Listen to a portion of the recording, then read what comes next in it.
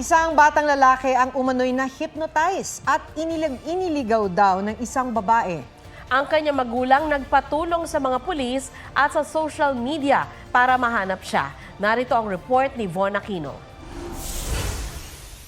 Miyerkules ng hapon noong August 21, umalis daw ng bahay ang 12 anyos na lalaki na itago natin sa pangalang Carlo matapos mapagalitan ng kanyang magulang.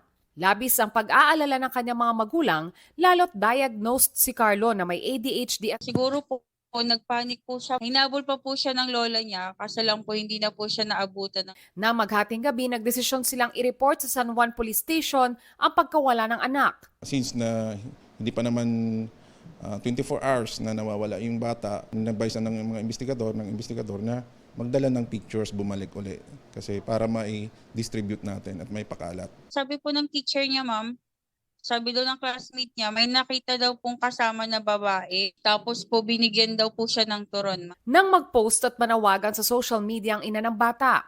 May nag-text na po agad sa akin na sabi po, 5 p.m. daw po, nakita daw po nila sa Cubao Farmers Garden. Dali-dali po kami nagpunta po sa Cubao ng mga 2. Inabot daw sila ng alas 6 ng umaga ng Huwebes sa paghahanap pero bigo silang makita si Carlo. Sakalang nakita ang bata nang bumalik ang kanyang ama sa Cubao, 8:30 na umaga. Puro grasa na po yung mukha niya, yung katawan niya, yung paa niya, ma'am. Tapos gutom na gutom po siya. Wala raw maalala si Carlo sa nangyari maliban sa pagsakay niya sa jeep. Na-hypnotize po siya. Tapos sinakay po siya sa Antipolo, ma'am. Mukhang niligaw po niya yung bata at kinuha niya yung pera, ma'am. Okay lang po. Happy ka na nakauwi ka na ng bahay. Opo. Isa sa ilalim si Carlo sa counseling ng CSWD para tugunan ang trauma niya dahil sa nangyari.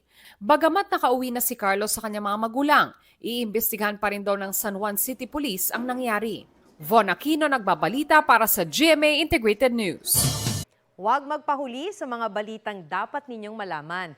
Mag-subscribe sa GMA Integrated News sa YouTube. Sa mga kapuso abroad, subaybayan nyo kami sa GMA Pinoy TV at sa www.gmanews.tv.